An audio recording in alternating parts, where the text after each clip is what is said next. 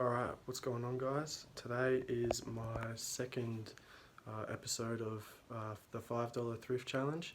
I sold the PS2 game that you guys saw in the last challenge, and I sold that for $50 plus $8.95 post. I ended up walking away with roughly $48 after fees. So that doesn't include tax, by the way. This is strictly for the $5 challenge. There's no tax in it, so it doesn't matter. It's just fees and PayPal related. So I have $48 left to spend. I'm going to go out today and see if I can find hopefully one or two items that I can flip for some quick cash return, and hopefully we can get some good cash flow happening. That's basically it. Anyway, I'll just cut straight to it. Let's go. So I have to do this voiceover because of copyrighted music in the store, but that's okay. I was taking a look at the belts, didn't find any belts. Grabbed this Dragon Ball Z beanie because it was from the year 2000, so it's technically vintage, but not quite there yet. And then the Sesame Street hat was 2007, so I just left it there. It's probably not worth much anyway. And there was an AFL hat that I did put in the bag, then I looked it up and I saw it was only going for maybe $10, so I just left it. Couldn't be bothered to deal with it for only $10. There it is there. And then there was a Billabong hat, which you guys barely even get to see here, but there it is right there. And you guys will get to see that in the thrifting haul video part at the end of this video. I'll go through everything and you guys will see what I got. So if you just want to skip right there, you can feel free, go ahead, do what you want, but that's up to you. Took a look in the bag section and just miscellaneous stuff. There was nothing good. A guitar there that was worth, well, they were asking $100 on that electric guitar, and I reckon it's probably a bit more than $100. Would have probably been a decent flip. And I took a gamble on this. I went right next to this guy that was looking at media and did the good old yoink and grabbed a brand new sealed DVD box set. There you can see it right there. And pulled it, saw it was $3, didn't even scan it. I knew it was going to be worth at least $20 to $30, so I just chucked it straight in the bag and moved on. I found some wild country shoes here that you guys will see, and I passed on them because I looked them up and they were going for about $20 and they were asking $10 in the store, so I left them behind because I just didn't see the point in buying that to resell it.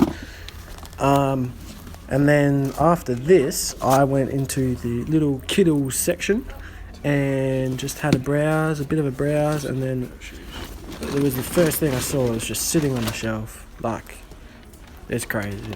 It's crazy. It's coming up here in a second as soon as we get to it. Here you go. We're walking in the door. Bunch of the, fabrics and all of that wool stuff and this. But then, hold on a second. There's a tray. What's all that in there? Vintage Matchbox and Hot Wheels cars. There was a few trashy cars in there, I'll admit. But there was one freaking score in there. So stay tuned and watch till the end of this video to see it, because I'm not going to tell you what it is right now. Anyway, moving on. I think that was pretty much all the stuff I got out of this lot. I moved on and went to the next op shop.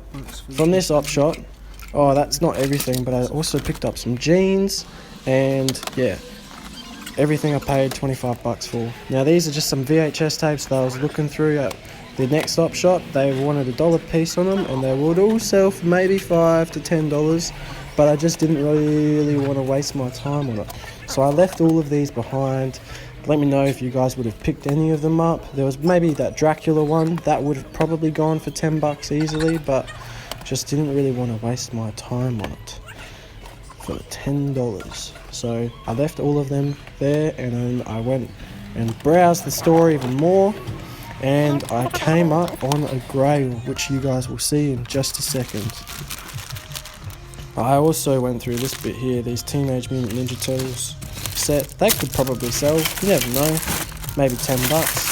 And then there's this Texas Instruments calculator, which I looked up and it was only selling for $8 to $10, and they were asking $8 for it, so I just left it there. Not worth it. But this was the better score of the day here. You ready for it? This one right here. I found this Donne Pro wooden racket. Needs rewiring on it though, which is unfortunate. But the racket will still sell for hopefully 80 bucks plus. Maybe more like 50 because it needs rewiring. But at least that was a big come up. I paid $5 for that, so that was good. Anyway, on to the haul. Let's keep going. Alright, what's going on guys? It's Daniel. I'm back at home and I'm going to go through everything that I bought for the $5 thrift challenge. I spent $30 total today, and for $5 out the door I got this vintage Donne wooden racket. It's the Donne Pro version, not the Borg Pro, but the Pro. If you do find the Borg Pro, do not pass on that because that's at least, you know, $150 to $225 easily. Now this one here is the Donne Pro. It needs rewiring, as you can see here, so I'm not really too sure, but the bottom or the top of it is actually in not too bad of a shape, so I should be able to get hopefully $80 for it. If not, maybe 40, 50, which isn't too bad. Still a good pickup. In good condition. This racket sold for $122, so that's why I picked it up. Anyway, I did not get a receipt for the stuff I got because the op shops were asking, well, no, they do handwritten receipts, so it just takes a little bit of a longer time, but it's probably worth doing, and I should have done it, but you live and you learn. Anyway, from the next op shop, I'll run through the jeans first, which were two Levi pairs of jeans. This one is like a blue label there, and I think they're a slouch. Yeah, Levi's 820 slouch. Someone's got theirs up for $44. I don't think there was a sold comp. I'm going to chuck mine up for $30 or $35, and I should be able to get that. And then the next Levi's pair were Levi's black 579 high-rise skinny. There you go, size 11. Embroidery on the back there, black label. So if you see these, get them. You know, they're good bolos, I suppose. They should flip quickly, especially in winter. People are always buying jeans, and for $30, $40, you can't really go wrong. Next thing I also got from that op shop was this Billabong Snapback Hat, number 73 there. I don't know if it's a vintage one. That's the inside of it, and the tag, I hand washed it and the Billabong logos come off, so it's kind of a shame, but I don't know what I'll get for it. Does need a little bit of reshaping. I think it's a one size fits all, so you can't really go too wrong with that, but I'm not sure what I'll get for it. It could be a $20 hat, or it could be a $50 to $150 hat. I don't know. So I'm going to chuck it up probably on auction, starting bid $20, and see where it goes. Next thing I got from that op shop was this Dragon Ball Z beanie here. It's not really a good pick-up. I don't know. I got it because it's winter. It should sell quickly, and Dragon Ball Z stuff tends to sell alright and has a decent sell-through rate. So if you do see Dragon Ball Z stuff, don't be afraid to pick it up, because if you can get it cheap enough, it will sell, and you'll get 10, 15 bucks, or sometimes a bit more. I've sold a Dragon Ball Z DVD box set. I picked it up for $8 and I sold that for I think $60 and plus post. So that was a good pickup. That was a long time ago though. But this right here, I should get 10 to 15 for it, and that should go quickly and shouldn't cost me much to post out. Next thing I got was this Gruen box set here, brand new sealed. People have them listed for 35 to 40 bucks. I'm going to list mine for 30, and I should be able to sell it quickly for $30. And I paid, well, they had $3 on it, but I paid 25 bucks for everything. So I don't know what that averages out to, but I got some good stuff. That's all I know. So next pickup was these Serengeti sunglasses. They're kind of half broken. Comes with the cleaning cloth, and this is what they look like. Brand new, these have sold on eBay for $240 or $220. So I'm gonna ask for about 100 plus on them. The only issue with them is this lens here. It's like loose, as you can see it's wobbling. There's like some infringement here where it's either kind of soldered or I don't know how to explain it. It's like there's an attachment to it and it's snapped. So this lens is loose and this one is still firm.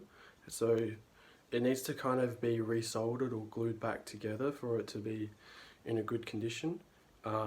But in saying that, they still fit well and they still, like, there's no hassle in wearing them. So the buyer shouldn't be too disappointed with them, and I'll just be sure to disclose that in the listing. That's all I have to do. And I think for a quick flip, at least maybe 80 to 100. I'm going to shoot a bit higher than that, just because they're worth a bit more. But yeah, next pickup was Dolce & Gabbana sunglasses. These ones, I think there's a sold comp for a different colour for 120. These are black. The ones that I saw were like a brown colour. But these here should fetch hopefully 100 plus. 100 to 120. I'll just tell you the model number. The model number is DG893-S and then 338115. So if you look that up, you'll know what they go for, but I'll put a sold comp on the screen either way. Anyway, that was a good pickup. They had $7 on it and I got everything for 25, like I said, so I got a fat bargain. I think it came to 38 total and she offered I think she offered $30 and I said, would you take 25? And she just accepted it straight away. So the last pickup were these Hot Wheels and Matchbox cars. So there's quite a few duds and there's some goodies in here too. The first goodie is this GoBot, Bandai GoBot from 1985. I'm not really too sure what I'll get for it. I could get anywhere between $20 to $70. There's a sold comp for $70, but it has a box and a picture of all the others that you can collect. So I don't think I'll get $70 for this, but I'm going to put it on auction and see what I get. Now there's some duds in here. I'll just show you the duds. Like, it's not really worth anything, so I don't know what I'll do. I'll probably just throw it in the lot. And that's pretty much it, I think. Where's the other one? Oh, there you go. This other dud car, I don't really know anything about it. Couldn't find anything. Now there's a few $15 cars in here, one of them being this one. So if you see this one with black bikes on the back, it goes for about $60, sorry. It goes for $60. This one goes for 15, so it's not bad. Next pickup for $15 is this Mondial ambulance here. Yeah, I'll sell this one and the other one individually, as well as, where is it? Here it is, I think. Is it this one? No, it's this super bike. The oh, this Matchbox Superfast from 1977. Just trying to get the focus on it right, but you get the picture. So yeah, $15 for that one. Then there's quite a few $10 pieces in here. This is a 1970s piece as well. That's a Matchbox one. Same with this one. This is a $10 piece or $8 piece right there. So whenever you see these vintage Matchbox cars and Hot Wheels cars, be sure to pick them up if you can get them cheap, because they do go for a little bit of money when you bundle them together. So that's what I'm going to be doing with most of these.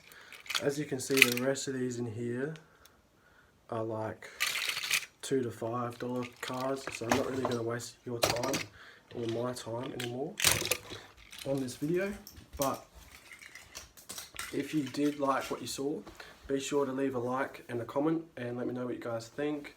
I will be updating you guys shortly when all of this stuff sells and how much more I've got left in my sort of bank account type thing for this, and then I'll go and hit the thrift store again and hopefully I can find some good stuff.